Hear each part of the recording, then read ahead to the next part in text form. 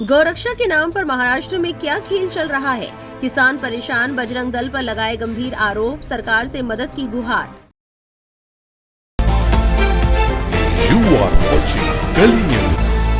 ये एक रैकेट है। तथा कथित गौरक्षक किसानों की गाय लूटते हैं। इसमें गौरक्षा या गाय की सेवा जैसा कुछ भी नहीं है।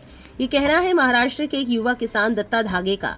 बीबीसी में प्रकाशित एक रिपोर्ट के मुताबिक कुछ दिन पहले दत्ता धागे और कई दूसरे किसानों ने संगमनेर तहसीलदार ऑफिस के बाहर अपनी गाय और बछड़े लेकर विरोध प्रदर्शन किया था। वो महाराष्ट्र के गौ हत्या प्रतिबंध कानून में संशोधन की मांग कर रहे हैं। इसी मांग को लेकर राज्य के संगमनेर, अहिल्यानगर, सोलापुर, बुल्ढाना और लातूर सहित कई जगहों पर विरोध प्रदर्शन किया गया। महाराष्ट्र में गौ हत्या प्रतिबंध कानून को लागू हुए 10 साल हो गए हैं, लेकिन किसानों का आरोप है कि ये कानून उत्पीड़न की वजह बन गया है। किसानों का आरोप है कि स्वघोषित गौ रक्षक इस कानून की आड़ में उनसे पैसे वसूलते हैं। किसानों और पशु व्यापारियों के मुताबिक मवेशियों को एक जगह से दूसरी जगह पर ले जाते वक्त उन्हें बीच सड़क पर रोक लिया जाता है। किसानों का गुस्सा राज्य के अधिकतर हिस्सों में विरोध प्रदर्शन के रूप में सामने आ रहा है। कुरैशी मीट व्यापारियों ने इस कथित उत्पीड़न के खिलाफ हड़ताल शुरू की। अब किसान भी उनका साथ दे रहे हैं। किसानों का आरोप है कि गौ हत्या पर प्रतिबंध और तथा कथित गौरक्षक दोनों ही उन्हें तबाह कर रहे हैं। जालना जिले के गेवराई बाजार में हर गुरुवार को एक बड़ा पशु बाजार लगता है। आसपास के गांवों से किसान और व्यापारी मवेशियों की खरीद बिक्री के लिए गेवराई बाजार आते हैं। यहां के किसानों और व्यापारियों की शिकायत है कि कथित गौरक्षकों के कारण मवेशियों को एक जगह से दूसरी जगह ले जाना लगातार मुश्किल होता जा रहा है।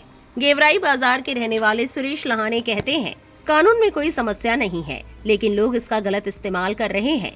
कृषि के लिए मवेशियों के ट्रांसपोर्ट और व्यापार को नहीं रोकना चाहिए, तो बजरंग दल वाले हमारे ट्रक रोक देते हैं। वे हमारे किसानों और व्यापारियों को पकड़ लेते हैं। वो हम पर आरोप लगाते हैं कि हम पशुओं को मारने के लिए ला रहे हैं, फिर भी वो हमसे पैसे वसूलते हैं। उन्हें 1000, 2000 यहाँ तक कि 10,000 रुपए तक देने पड़ते हैं। एक दूसरे व्यापारी ने बताया कि जब भैंस ले जाने वाला उनका ट्रक रोका गया था, तब उनसे 50,000 रुपए वसूले गए थे। बजरंग दल, जो विश्व हिंदू परिषद की एक युवा शाखा है, इन आरोपों से इनकार करता है। विश्व हिंदू परिषद के प्रवक्ता श्री राज नायर ने कहा, हमने सिर्फ पुलिस की मदद से पशु तस्करों को पकड़ा है। हमारे खिलाफ लगाए गए ये आरोप झूठे और निराधार हैं। महाराष्ट्र के कई जिलों में पिछले 2 महीनों से कुरैशी समुदाय के लोग हड़ताल पर हैं। ये समुदाय पारंपरिक रूप से मांस के व्यापार से जुड़ा है। गौरक्षकों के कथित उत्पीड़न के कारण कुरैशी समुदाय ने पशुओं की खरीद फरोख्त बंद करने का फैसला किया है।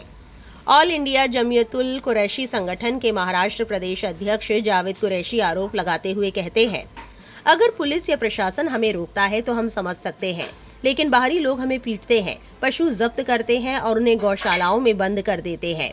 ये गैर कानूनी है और इसी कारण हम हड़ताल पर हैं। इस बीच महाराष्ट्र के उप मुख्यमंत्री अजीत पवार ने कुछ दिन पहले आश्वासन दिया था कि व्यापारियों और किसानों के खिलाफ अन्याय नहीं सहा जाएगा। इसके बाद पुलिस ने एक सर्कुलर जारी किया। इसमें ये स्पष्ट किया गया कि सिर्फ पुलिस और अधिकारी ही मवेशियों के अवैध परिवहन में शामिल लोगों के खिलाफ कार्रवाई करेंगे। हालांकि इस सर्कुलर में गौरक्षकों का कोई जिक्र नहीं है, न ही उनके खिलाफ कार्रवाई का कोई आदेश है। महाराष्ट्र में 2015 में मवेशियों यानी गाय, बैल, सांड और बछड़ों की हत्या पर पूरी तरह से प्रतिबंध लगा दिया गया था। तब सरकार ने कहा था कि इस कानून का मकसद मवेशियों का संरक्षण है। बीबीसी की रिपोर्ट के मुताबिक फूड कल्चर के एक्सपर्ट शाहू पाटोले बताते हैं, किसानों के लिए मवेशी एटीएम जैसे थे। वो उन्हें बाजार ले जाते और तुरंत कैश मिल जाता। अब वो एटीएम बंद हो गया है। एक तरफ किसानों पर धर्म का दबाव है और दूसरी तरफ मवेशियों को बेचने पर पाबंदी है। गौरतलब है कि महाराष्ट्र के 75 लाख परिवार पशुपालन पर निर्भर हैं। सरकार ने देसी गाय को राजमाता, गौमाता घोषित किया है और गौशालाओं के लिए सब्सिडी का वादा किया है। लेकिन विशेषज्ञ कहते हैं कि किसानों से अपेक्षा करना कि वो अनप्रोडक्टिव मवेशियों को बिना मुआवजे के पालते रहे, ये सही नहीं है। किसान धागे कहते हैं, हम अनप्रोडक्टिव मवेशियों का वध नहीं चाहते, लेकिन अगर सरकार चाहती है कि हम उन्हें पाले तो सहयोग भी दे। हम टैक्स देते हैं तो बोझ सिर्फ किसानों पर क्यों? पशु बाजार कम हो रहे हैं, उससे जुड़े व्यापार बंद हो रहे हैं और कई परिवारों की रोजी रोटी छिन रही है।